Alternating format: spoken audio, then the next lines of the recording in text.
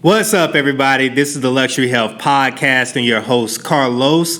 And we have a special guest in the building, Miss Edna Abney. Thank you. What's going on? Not much. Not much? Thank you for having me. Yeah. How was your holiday? Amazing. My holiday was great. How about yours? It was awesome. So we got to spend time with family.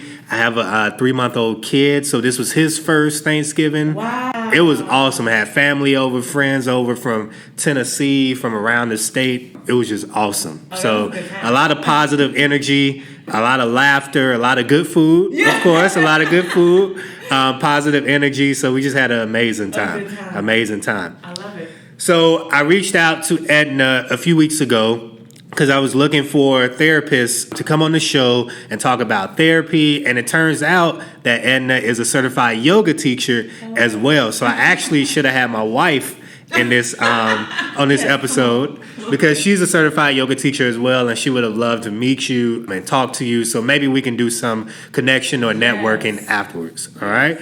So I want you to tell everyone how you got started into marriage and family wellness or therapy, and how you got started as a yoga teacher as well. Absolutely. So, again, thank you for having me, Carlos. This is such a delightful opportunity. I became a marriage and family therapist 4 years ago, actually. I graduated with my undergraduate degree in psychology, and I continued post-grad to obtain my master's degree in marriage and family therapy. As far as I can remember, I wanted to be a therapist as a child. And so I just kind of fulfilled a lifelong passion of, being a therapist, a mental health therapist. And so fast forward, about 2 years ago,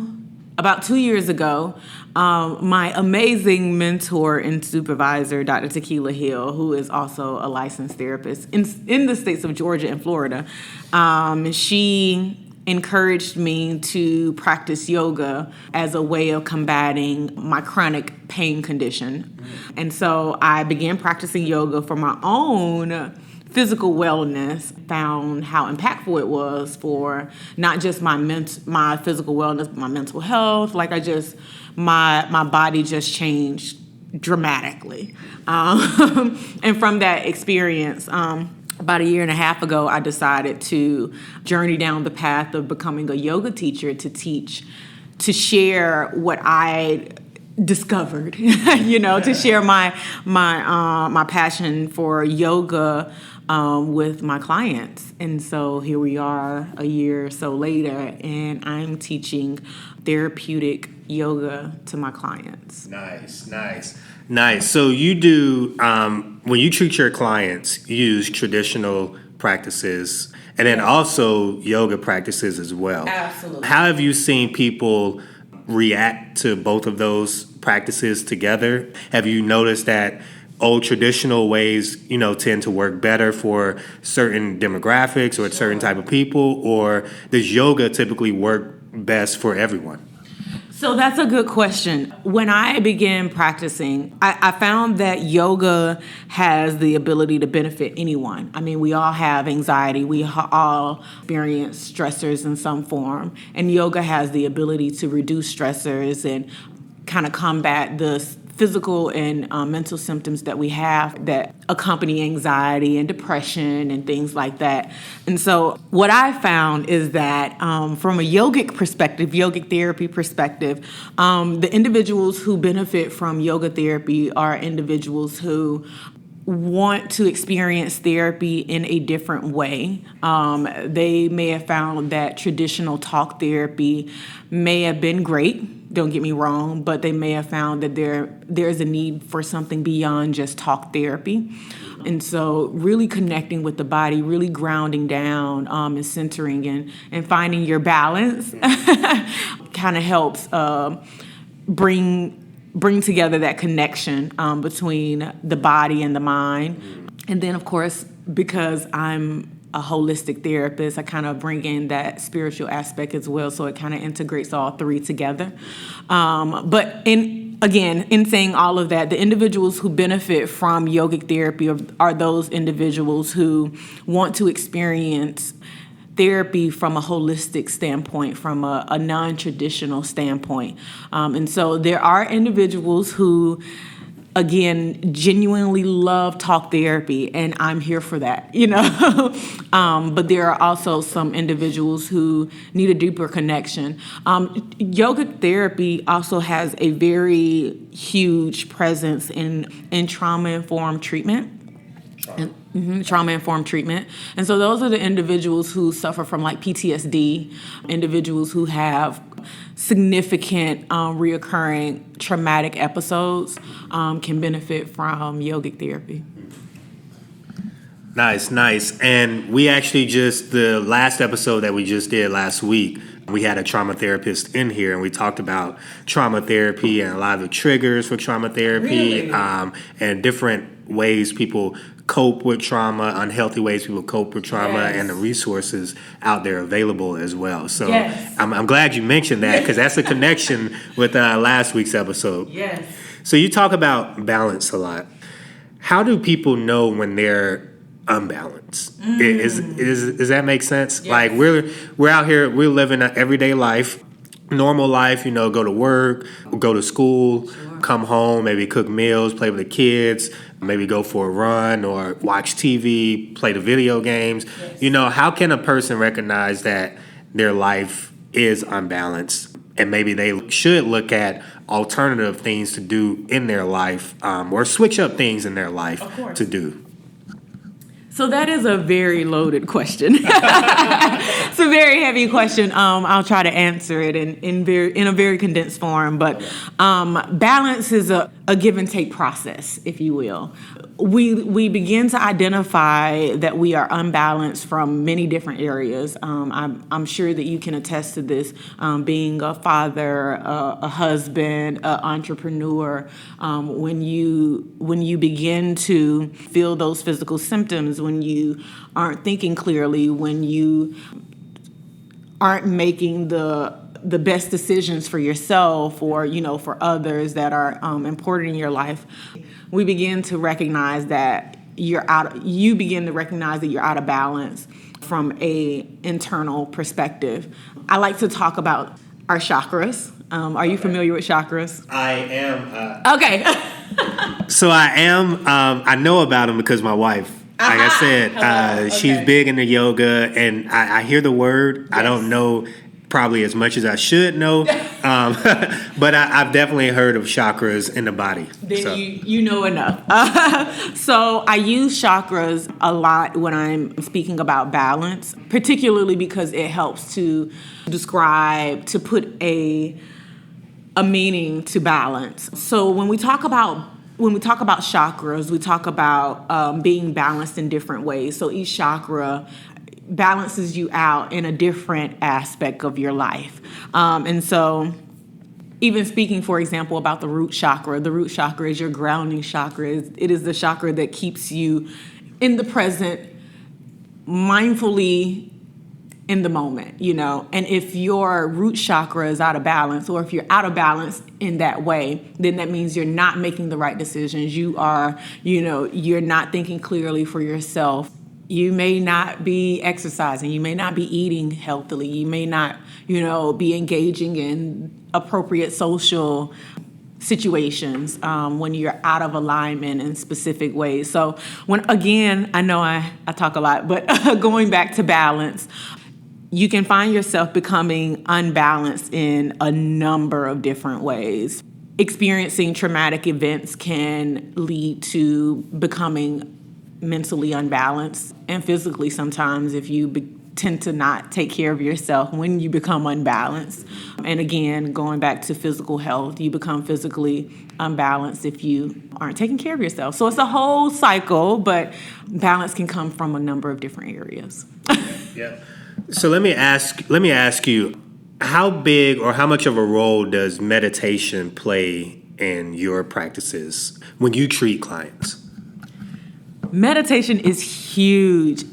Meditation plays as important of a role as any aspect or any technique in any form of yogic therapy. We're always doing meditation. Yeah. So let me ask you this. So before you I guess, talk about the benefits of meditation. Sure. Can you explain what meditation is? Is it more than just sitting in a quiet room and just being quiet? Like, what exactly is meditation? Because we hear so much about meditation and, take a step back throughout the day because we work a lot. And people talk a lot about meditation, but I don't know if people really understand the process of meditation or what exactly it is, because it can be very simple to do and probably take, as short of a time as a minute or 30 seconds to do, Absolutely. So explain to us what meditation is and then kind of the process for meditation as well. Sure. So I love what you said there. I'm going to talk about meditation, but you mentioned some key things that resonate with mindfulness. And mindfulness and meditation essentially go hand in hand. They're both yogic concepts.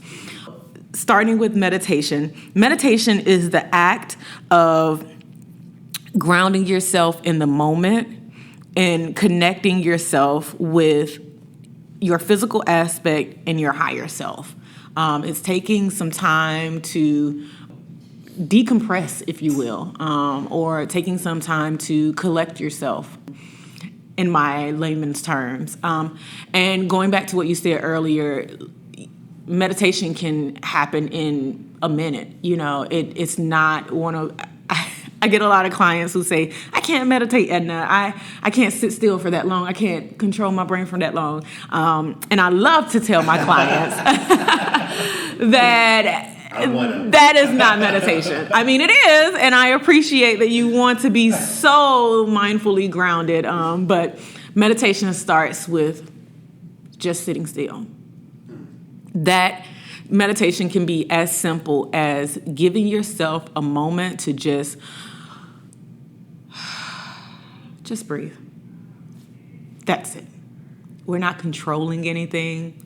We're not regulating anything. We're not being intentional about anything. We're genuinely just being. And that goes back to being mindful and being present. So mindfulness, again, is a concept or term that I use hand in hand when it comes to meditation, because mindfulness, and I'll explain mindfulness. Mindfulness is the act of being present, intentionally present in the moment.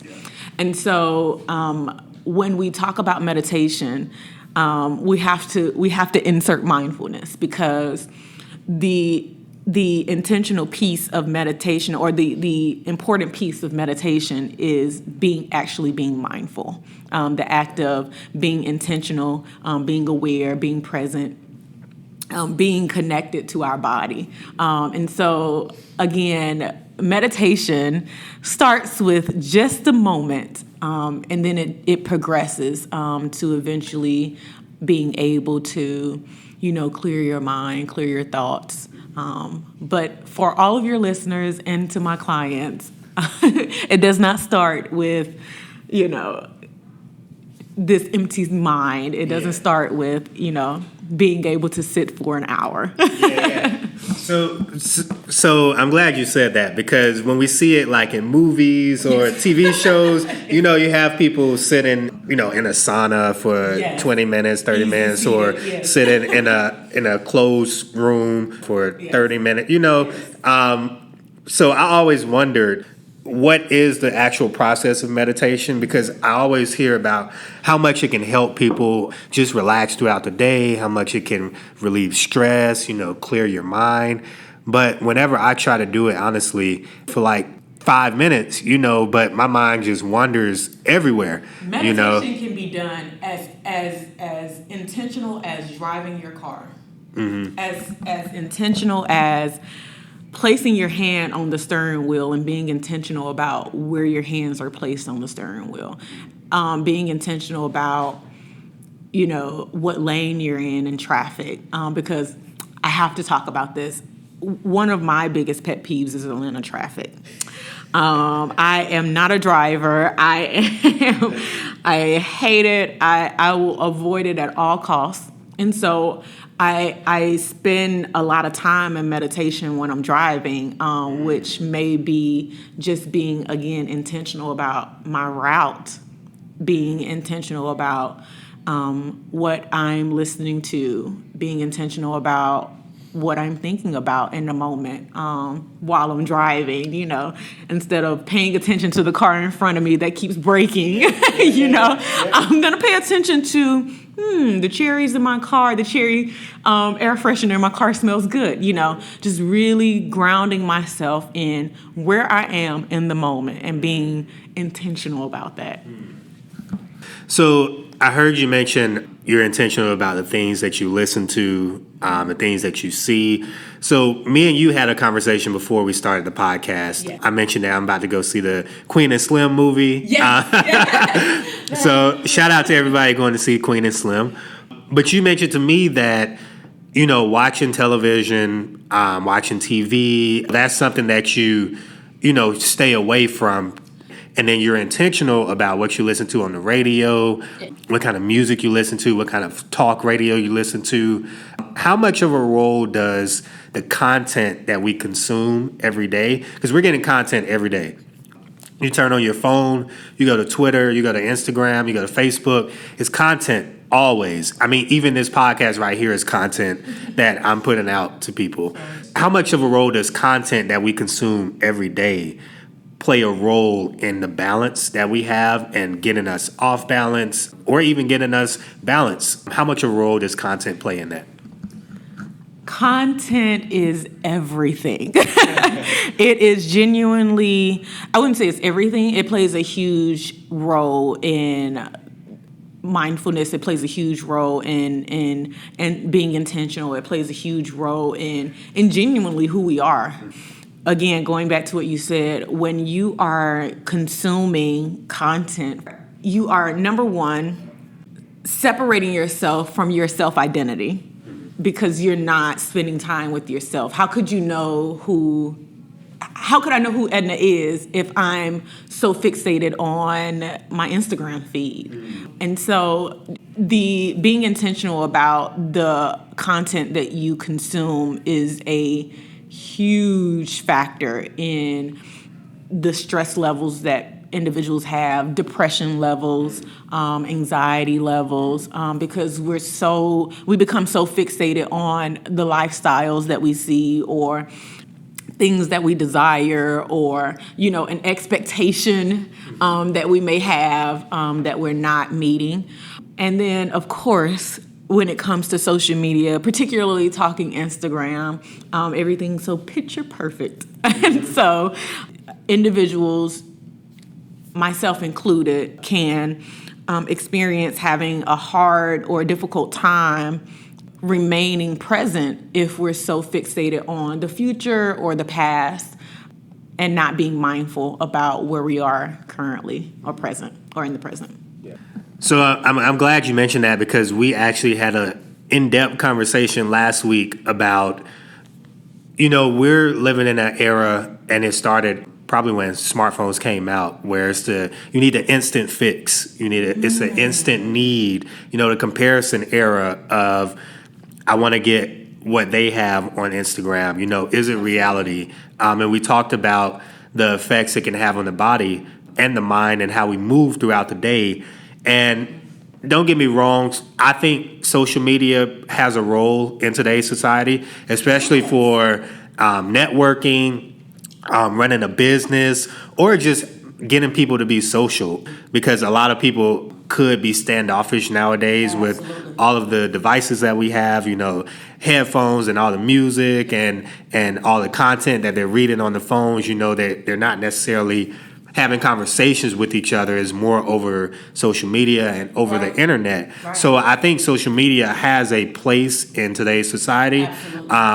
But we did talk about the comparison era and how it has an effect and an impact on depression levels and anxiety as well. I mean, going back to balance, that is huge. Like you said, it definitely has a place. And the place is recognizing what that balance is for you. If you can get on Facebook and, read a couple posts and get off, and still feel good about yourself, then you're all right. You might be okay. But if you're getting on social media, or if the content that you're even watching on YouTube is impacting the way that you view yourself and or others, or the way that you interact with yourself and or others, then that is something that you either need to limit or nix completely out of your life. So how do you motivate someone to start this process? So so let's paint the picture, right? Yes. So let's say we have someone, they work 8 to 10 hours a day, under a lot of stress. Yes. So when they come home, they're like, man, I don't want to deal with any type of work. I just want to get as far away from reality as possible. How do you motivate someone to move away from the consuming a lot of content part to being mindfulness and meditating and doing yoga, going outside, exercising? How do you motivate someone to go that direction versus this content heavy life we live? Actually, it's fairly simple, believe it or not. The individuals who are experiencing this content heavy lifestyle are some of the easiest individuals to convince that they need mindfulness. Wow. Because those individuals 9 times out of 10 aren't spending as much time as they need to with themselves. And therefore, when you get them in a session and you're actually spending 5 minutes just being in the moment, right here, they tend to discover a new feeling of relief that comes with just being present.